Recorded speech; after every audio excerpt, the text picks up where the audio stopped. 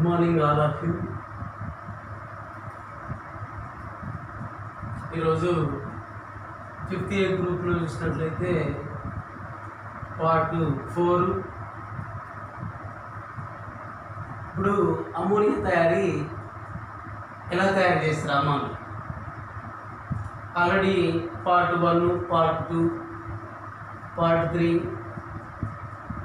చెప్పడం జరిగింది.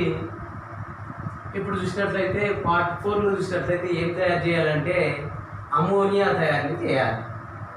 Ammonia formula చూసినట్లయితే NH3 ఏమంటాము అంటే అమోనియా అంటాము. దీంట్లో చూసినట్లయితే అమోనియాని ఏ విధంగా తయారు చేయాలి మరి వాటిలో చూసినట్లయితే నైట్రోజన్ యొక్క కర్బన పదార్థాలు చూసినట్లయితే ఏంటిది అని అంటే యూరియా. నైట్రోజన్ యొక్క కర్బన పదార్థం అనేది చూసినట్లయితే యూరియా. ఆ యూరియా అనేది ఫార్ములా చూసినట్లయితే NH2CO NH2.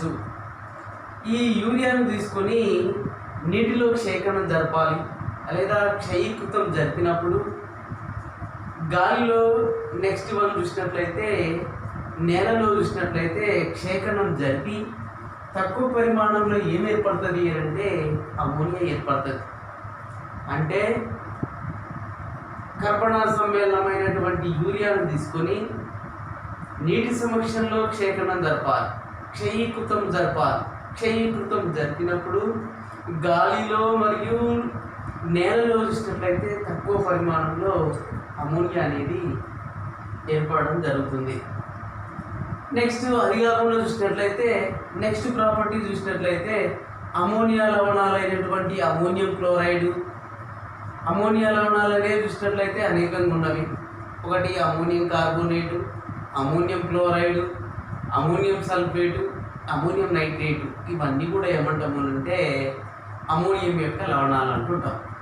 ఇక్కడ ఫర్ ఎగ్జాంపుల్ చూసినట్లయితే అమోనియా లవణాల నుంచి ఏం తయారు చేస్తున్నాము అని అంటే ఇక్కడ అమోనియాని తయారు చేయాలి. అంటే నైట్రోజన్ వంటి సమ్మేళనాలు. దీంట్లో చూసినట్లయితే ఇక్కడ ఏమంటున్నాం అమోనియం క్లోరైడ్. అమోనియం క్లోరైడ్ అనేది చూసినట్లయితే అమోనియా లవణం. అమోనియం సల్ఫేట్ అనేది కూడా అమోనియా లవణం. ఇక్కడ అమోనియం క్లోరైడ్ మరియు అమోనియం సల్ఫేట్ చూసినట్లయితే దేని సమక్షంలో క్షేకణం జరపాలి అంటే కాల్షియం హైడ్రాక్సైడ్ CaOH అంటుంటాం. దాన్ని ఏమంటామంటే కాల్షియం హైడ్రాక్సైడ్ అంటుంటాం. కాస్టిక్ సోడా NaOH ఏమంటాము అంటే కాస్టిక్ సోడా అంటాం. అంటే ఈ అమోనియా లవణాలైనటువంటి అమోనియం క్లోరైడ్, అమోనియం సల్ఫేట్ చూసినట్లయితే దేని సమక్షంలో చర్య జరిపిస్తున్నాము అని అంటే కాల్షియం హైడ్రాక్సైడ్ మరియు కాస్టిక్ సోడా సోడియం హైడ్రాక్సైడ్ సమక్షంలో చర్య జరిపినట్లయితే తక్కువ పరిమాణంలో చూసినట్లయితే ఏం తయారు చేయవచ్చు అని అంటే అమోనియాను తయారు చేయవచ్చు. నెక్స్ట్ అధిక పరిమాణంలో అమోనియాను తయారు చేయడానికి ఏ పద్ధతిని ఉపయోగిస్తాము అంటే హెబర్ పద్ధతిని ఉపయోగిస్తాం.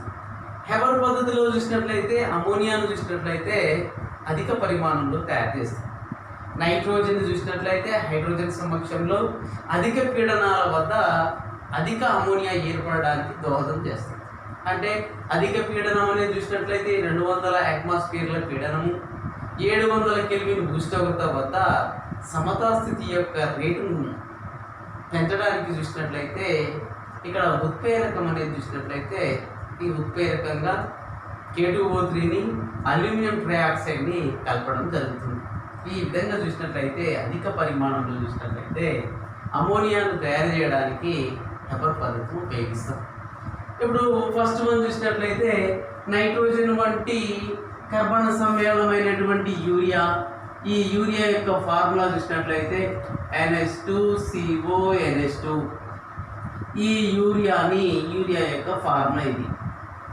ఈ యూరియాని NH2CO NH2 యూరియాని దేని సమక్షంలో క్షయీకృతం జరిపిస్తున్నామనంటే నీటి సమక్షంలో క్షయీకరణం జరిపిస్తున్నాం, లేదా క్షయం అన్న ఒకటే. ఈ క్షయీకృతం జరిపినప్పుడు ఏమి ఏర్పడుతుంది అని అంటే అమోనియం కార్బోనేట్ ఏర్పడుతుంది. NH4 CO3 ఏర్పడుతుంది. దీన్ని ఏమంటామంటే అమోనియం కార్బోనేట్. ఇక్కడ యూరియా అనేది నీటి సమక్షంలో క్షయకరణం జరిపిన లేదా క్షయీకృతం జరిపినప్పుడు గాలిలోను మరియు నేలలో చూసినట్లయితే తక్కువ పరిమాణంలో అమోనియా అనేది ఏర్పడుతుంది. ఇది ఫస్ట్ కండిషన్లో యూరియా అనేది నీటిలో క్షయకరణం జరపడం వల్ల అమోనియా లవణం అమోనియం కార్బోనేట్ ఏర్పడుతుంది. తిరిగి అమోనియం కార్బోనేట్ని మళ్ళీ చర్య జరిపించినట్లయితే మనకు తక్కువ పరిమాణంలో ఏమి ఏర్పడుతుంది అని అంటే అమోనియా అనేది ఏర్పడుతుంది. NH3 plus H2O plus CO2 అనేది ఏర్పడుతుంది. ఇది యూరియాని క్షయకృతం జరపడం ద్వారా నేలలోను మరియు గాలిలో చూసినట్లయితే తక్కువ పరిమాణంలో అమోనియా ఏర్పడుతుంది. నెక్స్ట్ అనదర్ చర్య లేదా రెండవ చర్యలో చూసినట్లయితే అమోనియా లవణమైనటువంటి అమోనియం క్లోరైడ్ NH4Cl అనేది అమోనియా లవణం. ఈ అమోనియా లవణాన్ని దేని సమక్షంలో క్షయకరణం జరిపిస్తున్నాము అని అంటే కాల్షియం హైడ్రాక్సైడ్ CaOH2 దీన్ని ఏమంటామంటే కాల్షియం హైడ్రాక్సైడ్ సున్నపు నీరు అంటుంటాం దీన్ని. ఈ కాల్షియం హైడ్రాక్సైడ్ సమక్షంలో చర్య జరిపినప్పుడు ఏం ఏర్పడుతుంది అని అంటే తక్కువ పరిమాణంలో అమోనియాని ఏర్పరుస్తుంది. నెక్స్ట్ వన్ చూసినట్లయితే ఏం ఏర్పరుస్తుంది అని అంటే కాల్షియం క్లోరైడ్ ఏర్పరుస్తుంది, CaCl2 ఏర్పరుస్తుంది. అండ్ నెక్స్ట్ వన్ వాటర్ ఏర్పరుస్తుంది, 2H2O. నెక్స్ట్ రెండవ లవణమైనటువంటి అమోనియం సల్ఫేట్ NH4 ఇది అమోనియం సల్ఫేట్. అమోనియం సల్ఫేట్ అనేది అమోనియా యొక్క లవణం. ఈ లవణాన్ని దేని సమక్షంలో కాస్టిక్ సోడా సోడియం హైడ్రాక్సైడ్నే కాస్టిక్ సోడా అంటుంటాం. KaOHని కాస్టిక్ సోడా అంటాం. ఈ కాస్టిక్ సోడా సమక్షంలో చర్య జరిపించినట్లయితే ఏం ఏర్పడుతుంది అంటే తక్కువ పరిమాణంలో అమోనియాని ఏర్పరుస్తుంది. Next one sodium sulphate Na2SO4 మరియు 2 మోల్స్ వాటర్ అనేది పడుతుంది. ఈ విధంగా తక్కువ పరిమాణంలో చూసినట్లయితే అమోనియాని తయారు చేయవచ్చు. నెక్స్ట్ వన్ అధిక పరిమాణంలో ఏం కావాలి అంటే అమోనియాను తయారు చేయాలి. అధిక పరిమాణంలో అమోనియాను తయారు చేయడానికి ఏ పద్ధతిని ఉపయోగిస్తామంటే హెబర్ పద్ధతిని ఉపయోగిస్తాం. ఈ హెబర్ పద్ధతిలో చూసినట్లయితే అమోనియా తయారు చేయాలి. హెబర్ పద్ధతిలో చూసినట్లయితే నైట్రోజన్ని చూసినట్లయితే N2 అనేది ఒక వాయువు. దేని సమక్షంలో హైడ్రోజన్ అనేది కూడా ఒక వాయువు. దీన్ని చూసినట్లయితే ఇక్కడ 200 అట్మాస్ఫియర్ల పీడనం ATM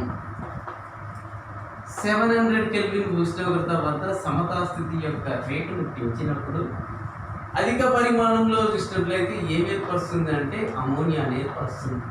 ΔH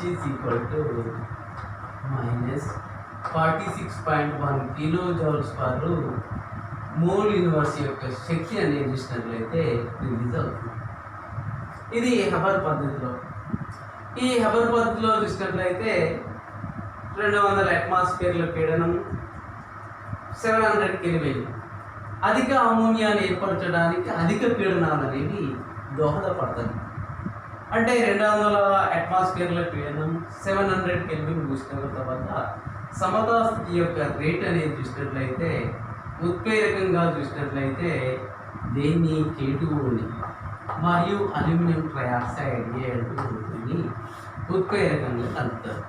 ఈ హెబర్ పద్ధతిలో చూసినట్లయితే అమోనియా తయారీని ఫ్లో చార్ట్ ద్వారా చూడడం జరుగుతుంది. ఆ ఫ్లో చార్ట్ చూసినట్లయితే ఇప్పుడు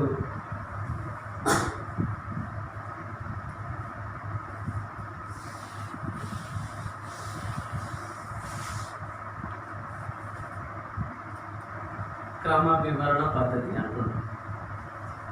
ఈ విధంగా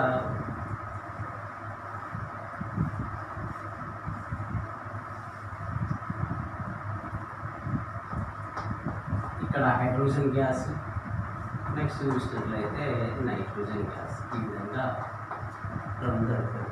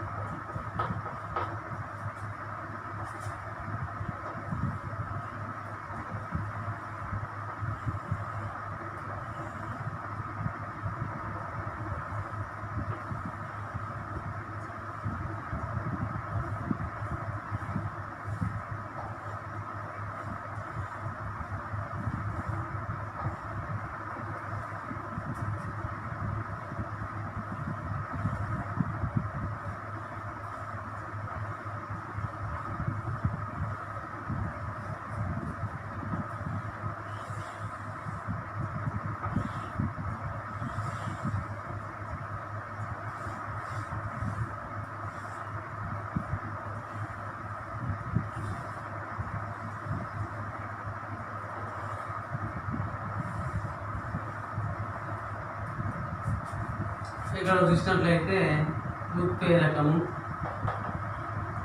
ఈ ఉత్ప్రేరకం అనేది K2Oని మరియు అల్యూమినియం ట్రైఆక్సైడ్ An2O3 కలుగుతుంది. ఇక్కడ N2+H2+T అమోనియా ఏం ఏర్పడుతుంది అంటే ద్రవ అమోనియా అనేది వస్తుంది, ద్రవ అనేస్తుంది. ఇక్కడ ఏం జరుగుతుందంటే పునః పంపిణీ, మళ్ళా పంపిణీ పటం ద్వారా ఏం జరుగుతుంది అంటే అమ్మోనియా ఏర్పడడం అనేది జరుగుతుంది. దీన్నే క్రమ వివరణ పఠనము అంటారు. హెబర్ పద్ధతిలో చూసినట్లయితే ఈ హెబర్ పద్ధతిలో N2 అనేది హైడ్రోజన్తో చర్య జరిపిన ఇక్కడ సమతా స్థితి వద్ద 200 అట్మాస్ఫియర్ల ప్రెషర్ మరియు 700 కెల్విన్ ఉష్ణోగ్రత వద్ద చర్య జరిపిన హెబర్ పద్ధతిలో చూసినట్లయితే అమోనియాని తయారు చేయవచ్చు. ఇది అధిక పరిమాణంలో చూసినట్లయితే అమోనియా తయారు చేయడానికి హెబర్ పద్ధతి ఉపయోగిస్తాం.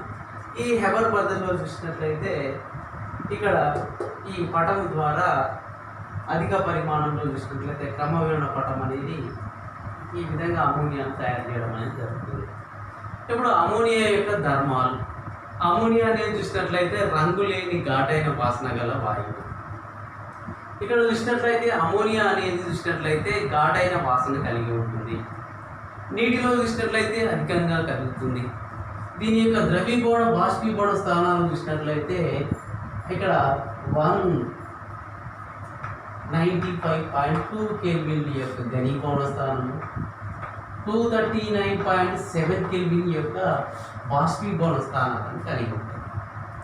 నెక్స్ట్ మనం చూసినట్లయితే ఇక్కడ అమోనియా అనేది చూసినట్లయితే నీటిలో చూసినట్లయితే అధికంగా కలుగుతుంది.